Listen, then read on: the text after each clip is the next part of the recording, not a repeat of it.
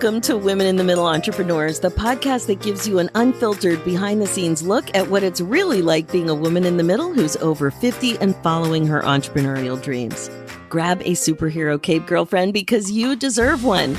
I'm your host, Master Certified Life Coach and Midlife Mentor, Suzy Rosenstein, and I am excited to inspire you with interviews that feature all of this midlife amazingness. Let's go.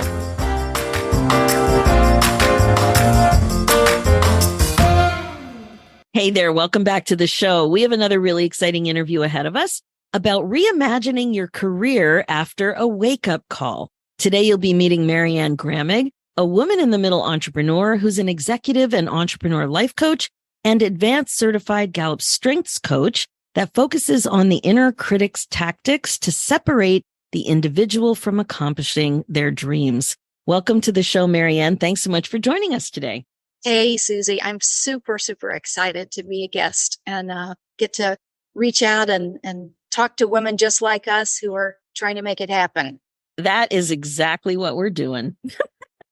I know we're going to have a great conversation about your midlife entrepreneur story. We're going to be talking about your business and what's going really well, and also what midlife issues might be getting in your way here and there to some extent and may be challenging for you in your life, as well as being a business owner.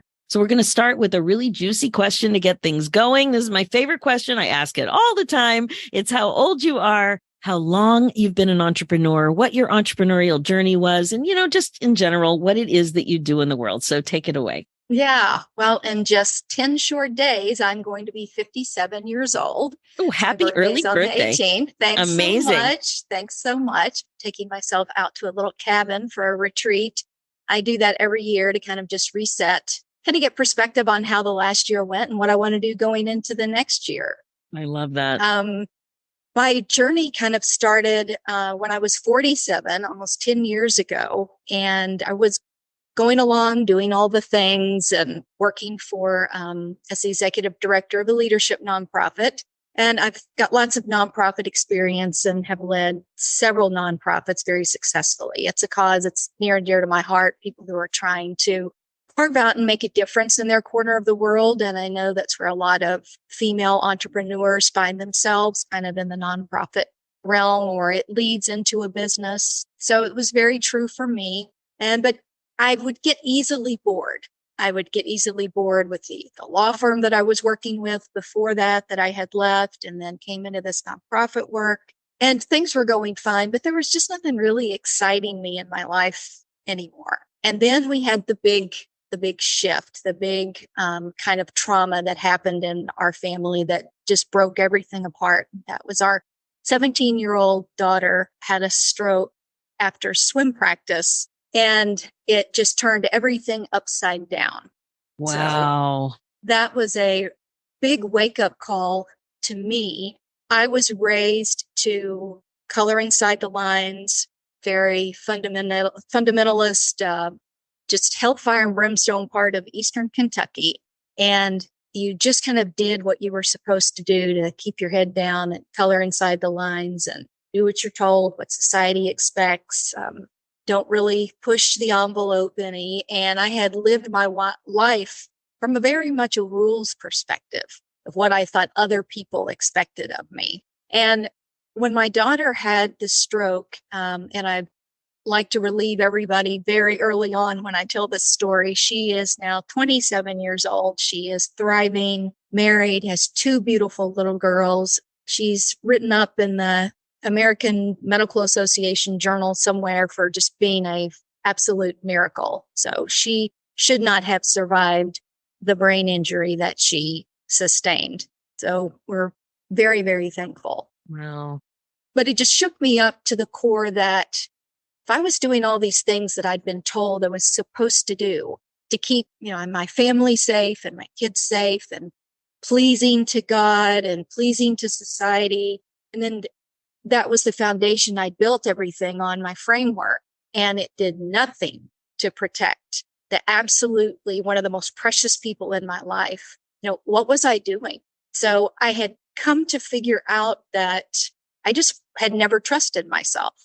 And that's something that's fairly common. I'm adopted. I was adopted when I was about a year old. And a lot of adopted kids feel that there's something inherently damaged about them, or they wouldn't have been given away. And so you kind of carry that with you. And even though it was a very loving family, you kind of have this sense, some of us do, that you don't want to rock the boat. You want to stay pleasing. So that was a large part of my story. But it was kind of like I just had enough, and I needed to start trusting myself. And what could be the worst thing that could happen if it didn't work out? I had already lived through a few really rough things in my own life. And now one of our children had almost died. And I was 47 years old. And if I didn't decide to turn things around and start trusting myself, listening to my own authentic intuition, when was I going to? I had reached the point to where some real decisions needed to be made. So that led me, while we were going through our daughter's journey of healing to recover from the damage that was done by the stroke, to look back on a training that I had been through with Gallup Strengths when I was the vice president of a nonprofit. And I pulled it out again, and I had really laid in deep with using Clifton Strengths in my professional life and had put it on steroids. And I was successful at using those principles, what I was naturally gifted at. I lead with input, intellection, learner, activator, and responsibility. And what that means is, with my input, intellection, and learner, I bring all of the assets and knowledge and information we need to the table to get our task and project done. My activator makes sure that we are staying on track and moving forward. And my responsibility means, Suzy, if I tell you I'm going to do something, I'm going to do it. So employers love that. It's great for professional growth and development. But when I picked up that little red book again, the Strengths Finder book, I thought, what if I applied these same principles to my life holistically, from a whole well-being perspective of who I am at my core? If these were part of my authentic self, that wasn't just 8 hours a day at work. That was all of me. So I did a deep dive into all of that, and it really changed my perspective and gave me permission to decide that I was going to do something different, something for me that I would have never considered. One of the reasons I found out by studying my strengths more and having my own strengths coach for a while was that I wasn't bored at jobs because I was lazy, because I had started to put that label on myself, or not smart enough to do the next thing in that job. I was bored because I needed more autonomy and independence over what I was doing day in and day out. And so that was very informative for me. And it led to me bringing strengths into the leadership nonprofit that I was then leading as the executive director. And it became so popular that I couldn't do both jobs. I couldn't do the executive director position, running the day-to-day operations, the fundraising, and bring the leadership development into our donor base, the companies that were supporting our work. They were having requests for me to come in and do the strengths work, and everyone going through the leadership development classes was getting it. So it was just really became too much for one person. Yes. 2 jobs. And so I decided that I only wanted to do the strengths work. I wanted to do the strengths coaching. And about that time, somebody reached out and had said that, why don't you consider getting professionally certified through Gallup? And so I did that. And after the first 2 years that I did that and brought that into the leadership development organization, our revenue went up 150% in 24 months, because the donor base saw the organizations and corporations that were funding the leadership development nonprofits saw the value in, they were a top tier donor, then they got some strengths training as a thank you for that. And it just started to take off from there. Wow. So I went to the board of directors and said, I think we need to do an and here. We need an executive director and a leadership development consultant. I would like you to hire a new executive director, and I would like to contract with you to be the leadership development consultant. So that was kind of what happened, and it grew from there. Authentica, coaching and consulting, it all circles around authenticity, using your strengths to battle that inner critic that we all have. And I did that and went full time on that in July of 2019. And a great time to start your own business is 6 months before a pandemic. It was about 9 months before the pandemic. So when you say that you did something that wasn't expected, was it leaving that kind of secure job and being an entrepreneur? Yes. I mean, it was thinking, who who does this at midlife? I could have walked into any law firm I had wanted to and gotten another job. I loved the community leadership development work I was doing, but it was again that just I needed something fresh and new all the time. And every person I meet, whether I'm doing organizational leadership training or individual private coaching, it's new every time because everybody's strengths are different. And to watch the light bulbs go off for them and understanding the value and contribution that we each uniquely bring. And it's not that we deserve to be at the table. We're needed at the table. Your perspective, Suzy, is different than mine. And you look at things through a lens that I don't look the same way at. So I need to know what's going on in your brain and what your perspective is. Well, as you were speaking, I looked up my 5 top strengths. Oh, tell me. Positivity, relator, responsibility, individualization, and activator. Oh, wow. That is an awesome combination. Which one of those do you, can you remember as a child? Can you recognize some of those showing up for you as a child? Yeah, responsibility and positivity. The positivity thing, people would make fun of me because my name's Suzy. Oh, Suzy Sunshine. Oh, you're just so positive. And I had a lot of crap in my life. And so some people would say, you have no right to be that positive because this happened and whatever. But even in the coaching space where my job is to help people understand that there are multiple ways to look at things and you have choices. And one of those ways is a positive type of approach. I almost felt a little over the top at the beginning until I saw this result. And I went, I can't help myself. Right. That's right. If you're too much for certain, that's right. I can't help it. If you are too much for some people, you need new people. I've always described myself as a glasses half full kind of gal. Yeah. And it kind of just gave me permission to let my freak flag fly. When I saw those results, I'm like, oh, okay. And then the other thing that happened was when I was so stuck and miserable in my long-term job, because I'd been there way too long, I realized I eventually did have an epiphany that one of the things I needed was to work closely with people. And I have relator there as number 2. Mm-hmm. And I could see it because I loved my job for a long time until I didn't. And then I just couldn't figure it out. And that was the one thing I was able to identify without the benefit of this information. Mm-hmm. It was missing. And that was 27 years it was missing. It's a long time. Yes. We kind of get into these patterns and ruts. And that's very similar to what happened to me. And you're kind of like, you look up and you're like, wow, what am I doing? And what am I not going to get to do if I don't pull it together and make some hard choices right now? Exactly. And the choices wind up not being that hard. When you really decide to go all in and you look like, well, I could just stay stuck here for the rest of my life and wind up with what I call rocking chair regret. Or even if it doesn't work out exactly the way I'm hoping for, I will not have regret because I didn't even try. Yeah, that's it. And I guess the other thing that's so different as we age, we become much more sensitive to the passage of time. So it's not just that it's flying, but that we seem almost confused about it, and it flies. And we just don't know what happened. And we're still thinking the way we were thinking 20, 25 years ago. We haven't switched up that midlife operating system. We haven't switched up our operating system to deal with life as it really is now. At this age and stage. So that's some of the work I do, is constantly framing it and framing goals and looking at goals and dreams and regrets according to how old you are, what stage you're at, and all of that. Because, most of us don't think we're as old as we are. I turned 60 last week.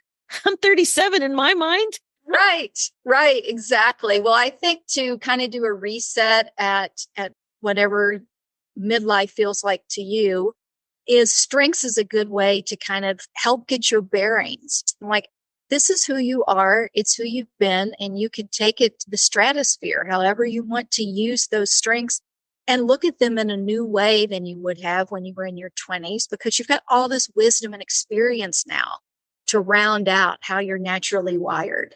So true. So true. Okay. So you had a lot. Yeah. And just like for many of us, sometimes we don't make the changes that, in hindsight meant to be, but these wake up calls tend to speed things up for us a little bit. And yes, once you had that clarity, you were able to move forward. So what would you say now, thinking about your life now, that what midlife challenges do you have, and how did they get in the way of you pursuing this business the way you want to? well, we're kind of like in that, what they call the sandwich generation, which I know all of your audience is familiar with. We have adult children who are now having grandchildren. So I have 4 little grands that range in 18 months to 4.5. So trying to be able to spend time with them, and which isn't easy. All of our children are on active duty in the U.S. Army, and their father is retired U.S. Army. So much of my life was spent following that career around the world. So to spend time with them, they're scattered across the United States. And then we, have elderly parents. My mom has passed, but my dad is still here.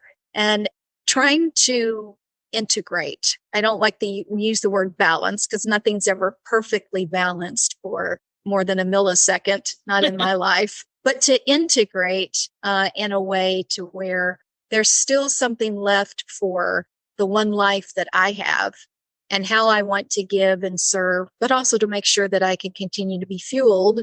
So there's something for me to continue to give and serve with.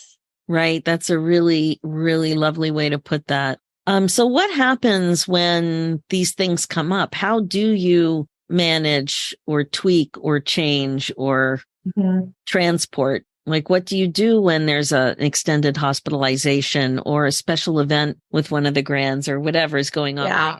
I have learned to just kind of take a breath and pause and not answer anything sans a 3-alarm fire right away, to just take a day to really assess and look at what's going on. Now, if that's, if there's a hospitalization or something, you just have to go with the flow. I've spent many of time in both my mother and father's hospital room with my laptop on my lap, trying to do, what you can do while you're also attending to doctors and nurses. What's the next step? And so having to give yourself grace, or that not everything is going to get done, and also defining what best really means. Your best is different on different days, depending on how much you can pull from your bucket. And if it's a day where you've been having to just give and pour out to your family, then your best at work is going to be a little bit different than if everybody is just doing fine and it's unicorns and rainbows and nobody's having any issues. And you can focus completely in on all of the work stuff or the personal things that you have going on in your life. I've just learned to be more gentle with myself, which has never come easily. It's definitely been a learned trait. Yes, that's certainly something that comes up in my community an awful lot. And you mentioned something about wisdom, and that you have gratitude for wisdom and experience that comes with age. Yes, absolutely. And was that easy for you to start to lean into that? No, it really wasn't. I spent a lot of years always in the back of my mind, still with, okay, what would my parents think should be done here? I'm a grown woman with 3 children that has lived and moved around the world with a career military officer, and didn't even realize, Suzy, that's what I was doing. It really took that wake up call with our daughter that, God will shake you up one way or another. There had been plenty of other times of things that had happened in my life that were traumatic, but it took something traumatic happening to my child for me to just say, enough already. We're going to figure this out. Yeah. Well, you mentioned in your notes somebody named Patsy. Would you like to tell us a little bit about her? Yes, Patsy. I always start off by saying to all of the Patsies that are listening right now, I'm sorry that my inner critic's name is Patsy. So don't email or write the show or complain. I'm sure you're lovely, Patsy, but my Patsy was anything but lovely. When I was in the second grade, I rode the school bus quite a long distance, and I would get on the bus every morning, and Patsy would be there with her long, perfect braids, with her bows tied in the end, and her ruffled socks and patent leather shoes and pretty dress. And she would try to sit next to me on the bus if she could. And I was there with my mother made all of our clothes, and I had long, straight hair pulled back in a single barrette. I had a broken tooth. The dentist's son in our town tripped me in a game of duck, duck, goose, and I fell and hit my mouth on the floor and chipped my front tooth. And it couldn't be fixed until I was 14 years old. Oh my. The nerves had to retract. So I walked around with a broken tooth for 7 years. And so Patsy would lean over and she would dig her fingernails into my arm and tell me how ugly and skinny and stupid I was every day on the bus. Are you kidding? Yes. No. So I got off the bus one day, and this was happening to a child who you already feel a little off because you're adopted. You don't know who your real parents are at that age. You fantasize that they're like, a fairy princess, and they're going to come and take you away from your mom that's making you eat Brussels sprouts. And I had gone through some sexual childhood trauma at that point from an extended family member. So self-esteem wasn't big for me. And I grew up in a very strict household. So I came home one day and these claw marks were on my arm, and my mom asked, what happened. And I blamed it on my cat, Smokey. Well, a couple of days later, I came home with them again. And so I finally told her what was happening. She was standing at the stove, stirring a pot on the stove. And I remember she just kind of laid the spoon down on the stove and looked at me. And I thought for a split second, I'm like, she's going to hug me and say it's going to be all right. And, I'm going to call Patsy's mother, blah, blah, blah. She said, I can't believe you let some silly youngin do that to you. If you come home with scratches again, you're going to get a spanking. Yeah. MaryAnn, you're making me gasp. So I had to try to avoid Patsy on the school bus for the rest of the year. And eventually, right before the school year was over, Patsy's family moved. So, but I never really dealt with her.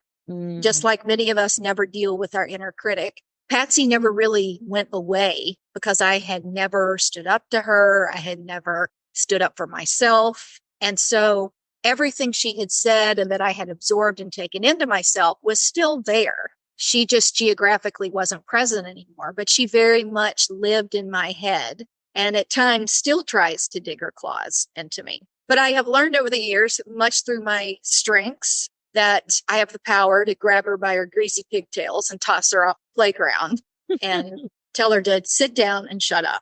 And that's a lot of the coaching that I do with clients, is to find their power, their own power and edge with their strengths. Because whatever your inner critic's personality type is, and I have a quiz on my website where you could find out what your inner critic's personality type is.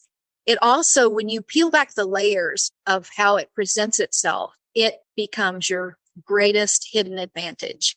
When you're able to flip it and understand that all of the good things that are coming out of why it's showing up, it's very, very powerful. Wow. And what's the web address for that quiz? It's calmyourinnercritic.com. Amazing. I think I'm going to take that. That's fascinating. Yeah, it's very eye-opening, and you get some tips and resources to kind of guide you through how to start standing up to her.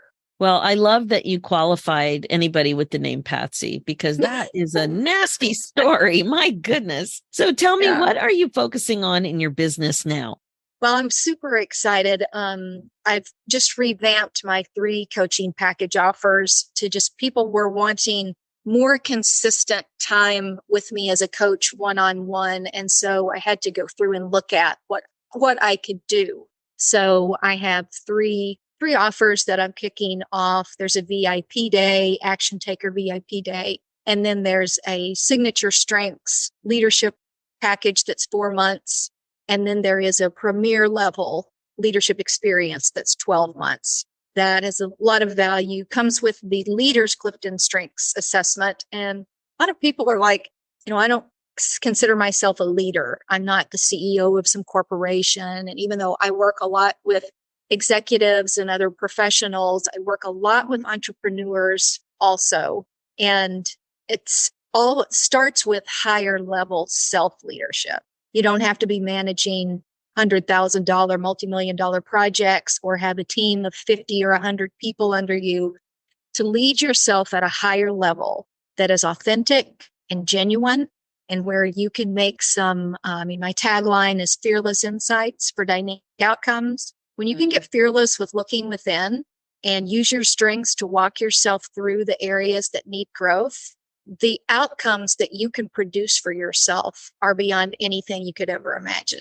You just have to get started. Yeah, you just have to get started. That's Yeah. right. But fear, oh boy, fear is a big one for so many midlife women. That is a huge, huge big one. And when you roll that back and unpack it, that false evidence appearing real, fear, it can become reduced to where it really should take the place in your life. That we need a little bit of that to be guardrails and a safety net. But it just goes into hyperdrive with the inner critic. And we convince ourselves that our inner critic's there to be our conscience, keep us safe. That inner critic is there to keep you playing small. Yes, and to keep you stuck. And I realized it took me 5 years, but I did realize that I had fear. Like when I thought about myself, I never imagined that I was fearful. I identified with resilience and strength because of all the adversity. But the way I came to understand it was that fear was calling the shots. Fear was at the base of my decisions. And once I got clear on that, I was like, whoa, that's not. Yes. Right. And we don't even realize that we're defaulting to this level when we could reach this one. But fear is like, yeah, but you can handle this. I don't know what's going to happen if we try up here. Very but scary, it ain't going to be good. Right. We certainly don't imagine it being way more amazing than what we have. And we have to train ourselves that, what if it all worked out? What if it did? What if it all went the way that we wanted it to go, or pretty darn close?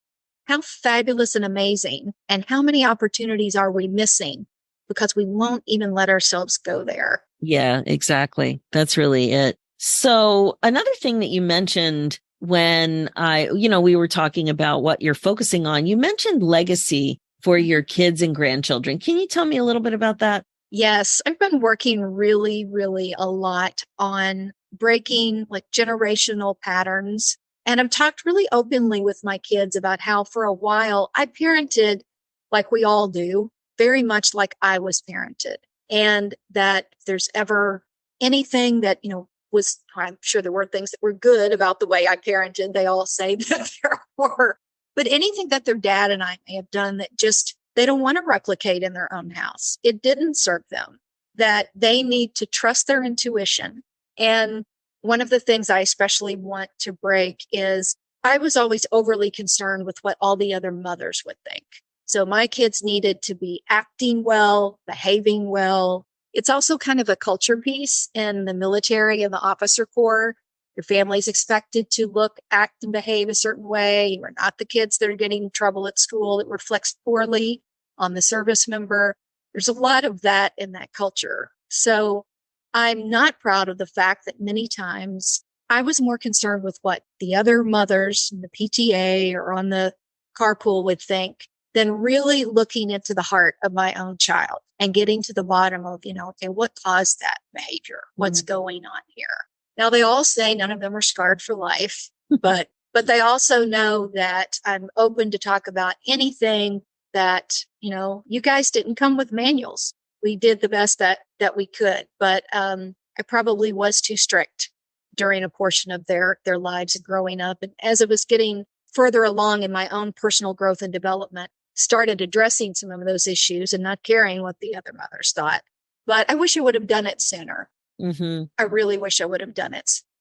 That's interesting just to be so open about parenting styles, because I've been seeing some memes and watching some people talk about childhood growing up in the 70s and 80s. Mm-hmm. And, most of us did a little better than what happened to us with parenting. We're making fun of it online and in videos and making jokes about it. But, being hit. Mm-hmm. Yes. It was very common. And sometimes being hit in school. Now, that never happened to me with teachers, but I have talked to people where that did happen. But that happened to me in the 8th grade. We got paddled in front of the class in the 8th grade. Oh, my gosh. 8th grade. Wow. But also just being threatened that, I remember road trips were a big part of my childhood. And there were 5 kids. And, if we didn't behave, we were threatened that they were going to get dropped off at the side of the road. It happened once. Of course, my mom didn't go far, or my dad. I don't even remember who did it, but I remember being afraid of my parents. And that's certainly nothing that my kids have ever experienced, Right. Did your mom's arm become 12 feet long when she was trying to smack you in the back seat? Yes. It's amazing how and she could reach you no matter where you were. You could see everything. She had eyes in the back of her head too. Yes, absolutely. And God forbid if one of the neighbors said that you had been acting up while you were outside of the house. I mean, to embarrass the family.